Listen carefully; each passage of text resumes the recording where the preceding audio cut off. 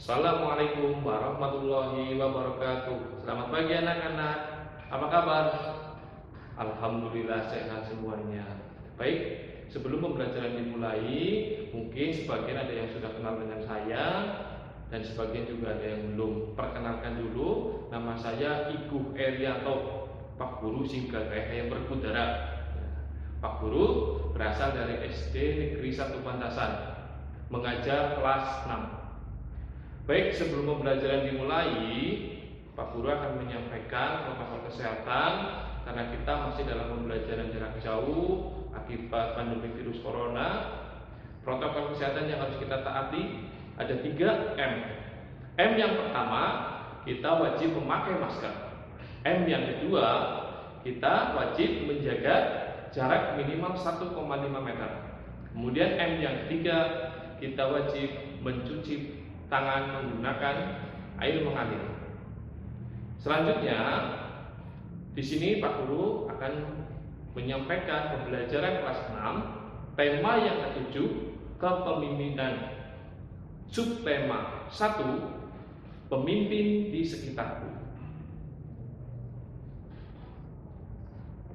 Anak-anakku yang hebat dan anak-anakku yang luar biasa, sebelum kita memulai pembelajaran, marilah kita berdoa terlebih dahulu agar pembelajaran kita hari ini dapat berjalan dengan lancar dan ilmunya bermanfaat bagi kalian semuanya. Berdoa mulai.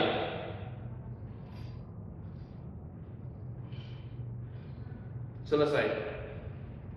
Baik, pembelajaran pada pagi hari ini tadi sudah Pak Guru sampaikan, yaitu terkait dengan tema 7 subtema 1. Dan hari ini akan Pak Guru ajarkan 5 muatan pelajaran dari PPKN, Bahasa Indonesia, IPA, IPS, dan SPDP. Silahkan kalian ikuti video pembelajaran ini dan silahkan kalian siapkan alat tulis. Apabila ada materi-materi yang harus kalian catat, kalian sudah siap.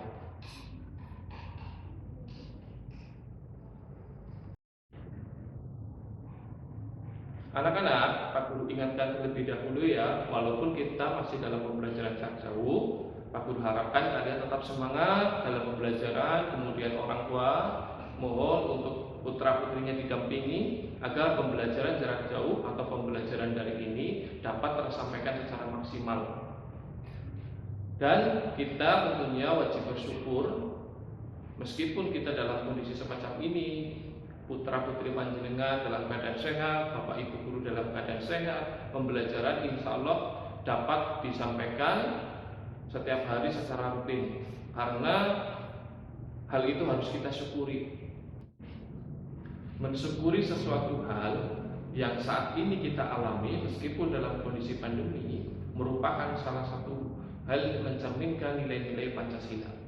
Coba ada yang tahu apa tidak nilai Pancasila dengan bukti atau perwujudan melalui perilaku bersyukur itu termasuk nilai Pancasila yang berapa? Ada yang tahu? Oh ya betul, nilai Pancasila ke-1. Karena pagi hari ini Pak Guru akan menyampaikan materi tentang nilai-nilai Pancasila, yakni sila ke-1 dan sila kedua.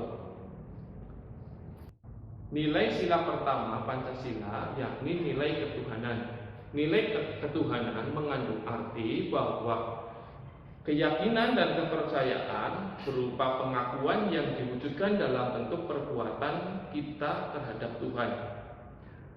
Berikut adalah contoh-contoh perilaku yang mencerminkan nilai sila pertama atau nilai ketuhanan Pancasila. Silakan bisa kalian baca dan kalian tulis.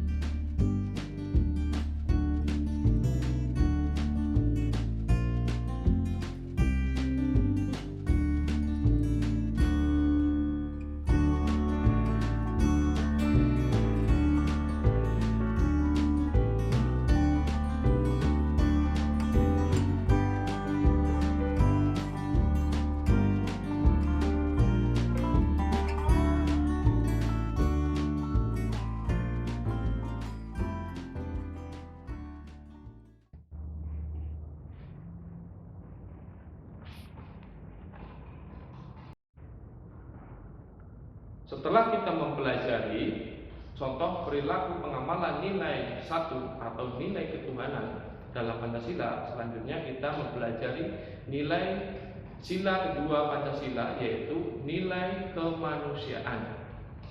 Nilai kemanusiaan mengandung arti bahwa setiap orang harus memperlakukan antar sesama dengan memperhatikan martabat mereka sebagai makhluk ciptaan Tuhan.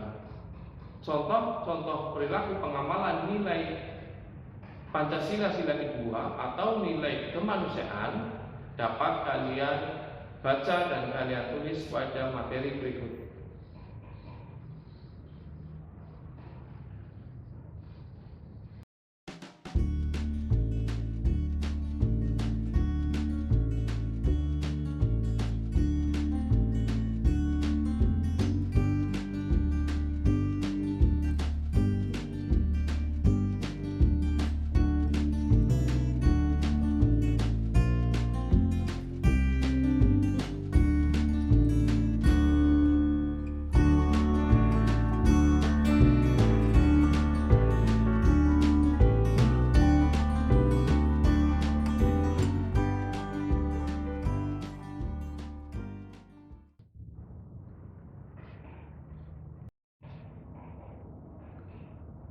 Salah satu poin dalam contoh perilaku pengamalan nilai sila kedua Pancasila yaitu menghargai jenis kelamin yang berbeda.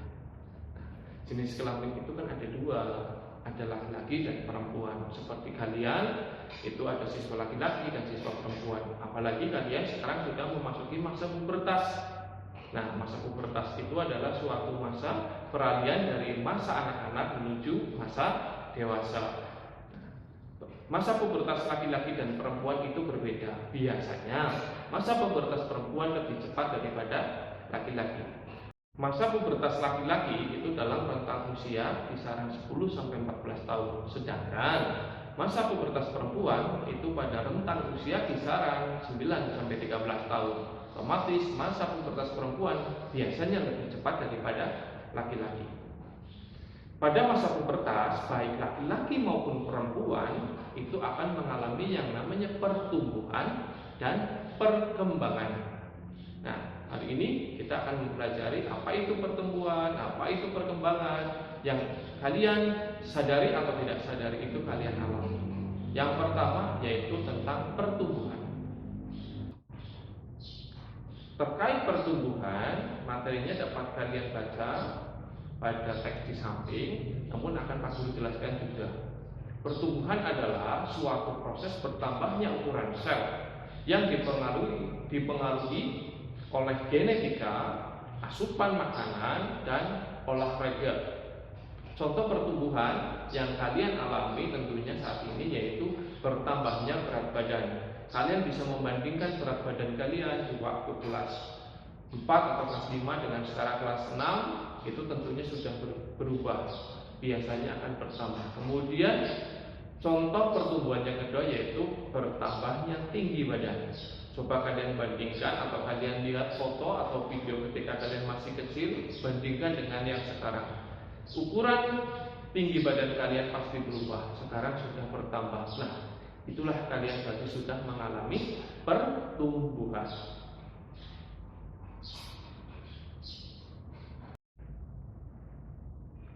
Anak-anakku yang hebat, mari kita lanjutkan. Tadi Pak Guru sudah menjelaskan terkait dengan pertumbuhan. Selanjutnya kita belajar tentang perkembangan. Apa itu perkembangan? Dapat kalian baca pada teks di samping. Ya, Pak Guru jelaskan. Perkembangan adalah suatu proses perkembangan organ tubuh dan fungsinya menuju kecakapan fisik, kematangan emosi, menuju kedewasaan. Contoh perkembangan yang pertama yaitu kematangan organ reproduksi. Yang kedua, perubahan pola pikir, dan yang ketiga, meningkatkan keterampilan fisik.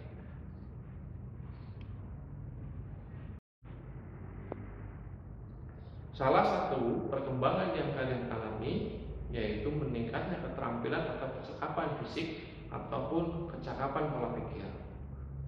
Salah satunya adalah keterampilan dalam berbicara.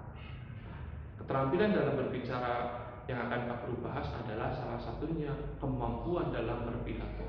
Baik laki-laki dan perempuan tidak menjadi masalah dalam keterampilan berpidato. Pernahkah kalian berpidato? Tentunya ada yang sudah dan ada yang belum. Terkait materi pidato, pagi hari ini Pak Guru akan menjelaskan apa itu pidato. Mungkin kalian sudah sering mendengar istilah pidato, tapi tidak tahu pidato itu apa, ya. Nah, teks atau materi tentang pidato dapat kalian lihat pada teks di samping. Pidato adalah menyampaikan informasi, gagasan, pikiran dari seorang pembicara kepada pendengar atau khalayak ramai. Unsur-unsur pidato yaitu yang pertama harus ada pembicaranya, ada yang menyampaikan informasi. Kemudian yang kedua yaitu ada pendengarnya. Kalau yang namanya pidato ada yang berbicara, ada yang mendengarkan, dan biasanya yang mendengarkan itu adalah khalayak ramai atau orang banyak. Unsur yang ketiga dalam berpidato itu ada tempat, ya pasti ada suatu tempat, apa itu di sekolahan atau di masjid atau di balai desa, biasanya yang mengundang banyak orang. Tapi sekarang tidak boleh loh ya. Kemudian unsur yang keempat yaitu ada suasana. Suasana pidato itu tergantung tema atau materi yang akan disampaikan oleh pembicara. Begitu materi terkait pidato. Selanjutnya adalah bagian-bagian pidato. Bagian-bagian teks pidato yang pertama ada pendahuluan atau pembukaan. Pendahuluan atau pembukaan ialah pengantar ke arah pokok materi yang akan disampaikan. Nah, biasanya dalam pendahuluan atau pembukaan itu terdiri dari 4 bagian. Yang pertama ada salam pembuka. Assalamualaikum warahmatullahi wabarakatuh. Selamat pagi. Itu salam pembuka. Yang kedua ucapan penghormatan kepada yang terhormat kepala sekolah, kepada yang terhormat Bapak Kepala Desa. Nah, itu ucapan penghormatan. Yang ketiga adalah ucapan syukur. Ucapan syukur itu yang berisi biasanya yang pertama, marilah kita panjatkan puji syukur kehadirat Allah Subhanahu wa taala atas limpahan rahmat dan hidayahnya dan seterusnya. Itu merupakan bagian ucapan syukur. Kemudian bagian keempat dalam pembukaan yaitu ada pengantar. Biasanya si pembicara dalam melakukan pidato akan mengawali dengan kalimat seperti ini. Pada kesempatan kali ini saya berdiri di depan panjenengan semua akan menyampaikan terkait program untuk kelas 6 terkait dengan kegiatan ujian nasional yang akan segera kita laksanakan. Nah, itu adalah suatu pengantar menuju isi atau pokok materi.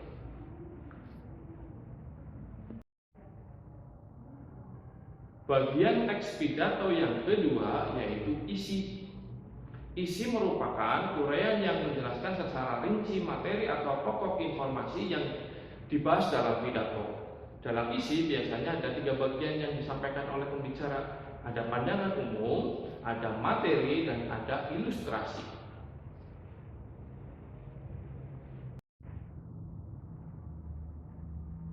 Selanjutnya, bagian pidato yang ketiga yaitu penutup. Penutup merupakan kesimpulan pendek atau pengantar penutup dalam berpidato. Ada 4 bagian dalam bagian penutup. Yang pertama adalah kesimpulan pidato. Yang kedua berisi ucapan permintaan maaf kepada khalayak ramai atau pendengar. Yang ketiga ada ucapan terima kasih kepada khalayak ramai. Dan yang keempat ada salam penutup.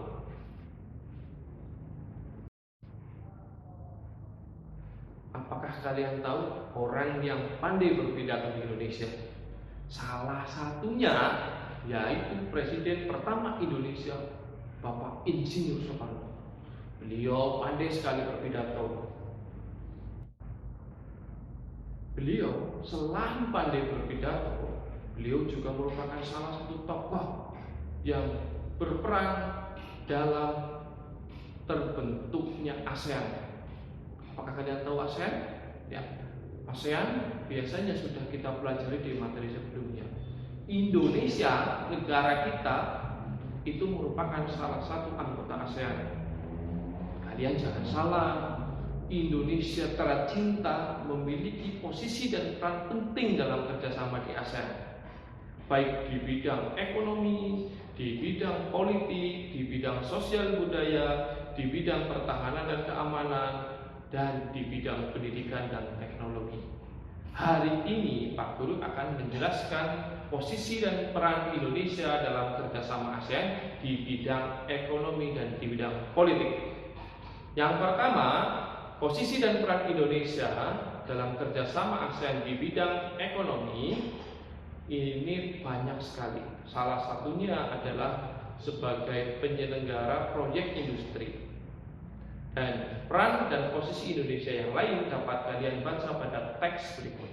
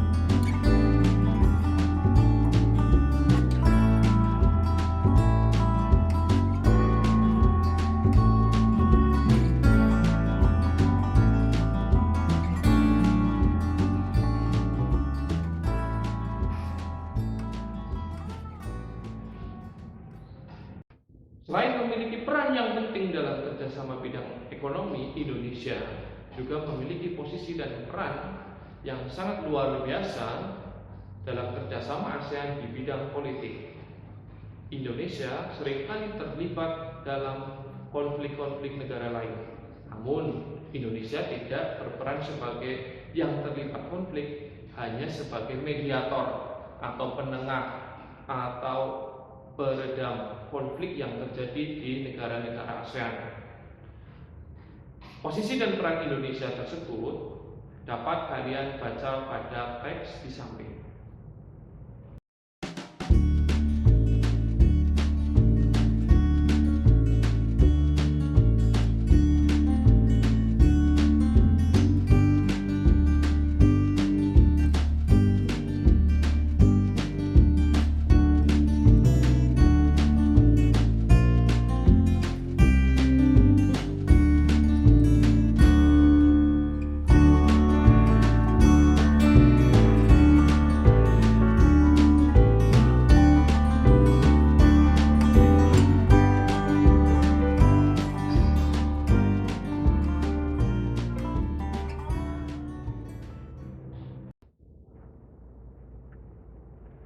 Pak Guru sudah menyampaikan banyak materi.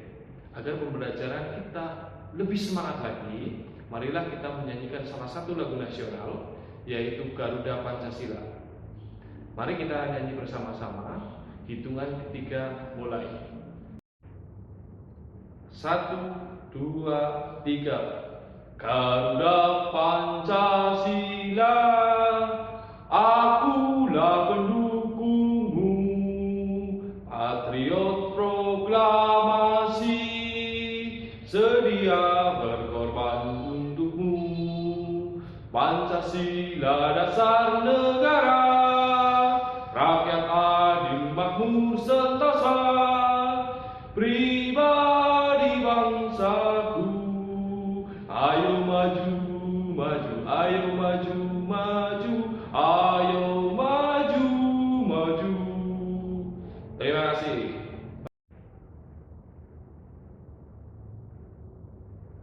Dari salah satu lagu nasional yang kita nyanyikan tadi, yaitu Garuda Pancasila, itu merupakan salah satu lagu yang bertangga nada diatonis mayor. Pembelajaran ini merupakan salah satu materi yang diajarkan dalam muatan pelajaran SPDP. Kita akan mempelajari tentang tangga nada. Tangga nada adalah susunan nada dengan menggunakan rumus tertentu. Jenis tangga nada ada dua. Dua jenis tangga nada itu, yaitu diatonis mayor dan diatonis minor, itu memiliki sifat atau ciri yang berbeda. Diatonis mayor tadi sudah kita praktekkan sendiri. Ketika kalian menyanyikan lagu Garuda Pancasila, kalian bersemangat atau tidak? Ya, bersemangat. Dengan penuh tekanan nyanyi dengan volume yang keras. Nah, itu merupakan salah satu sifat atau ciri lagu yang bertangga nada diatonis mayor. Ciri tangga nada diatonis mayor dapat kalian baca pada teks berikut. Yang pertama, bersifat gembira, bersemangat. Biasanya tangga nada diatonis mayor itu dinyanyikan pada lagu nasional atau lagu-lagu perjuangan.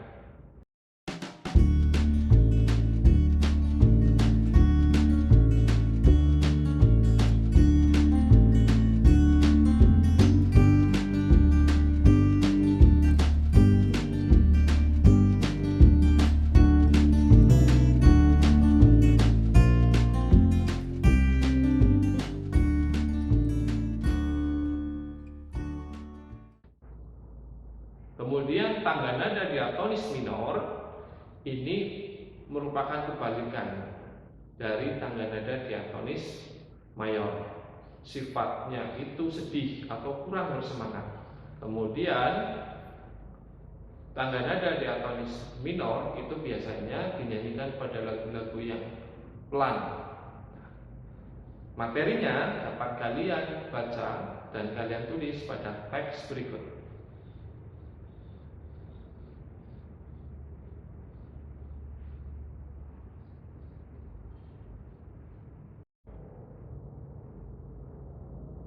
Anak-anakku yang hebat, alhamdulillah pembelajaran pada pagi hari ini sudah Pak Guru jelaskan dan sudah Pak Guru sampaikan dari tema 7 subtema 1. Silahkan nanti kalian bisa putar ulang videonya, kemudian kalian catat materi yang sudah Pak Guru sampaikan. Sebelum pembelajaran ini ditutup, kalian akan Pak Guru beri tugas untuk mengerjakan soal evaluasi. Soal dapat kalian tulis pada teks berikut.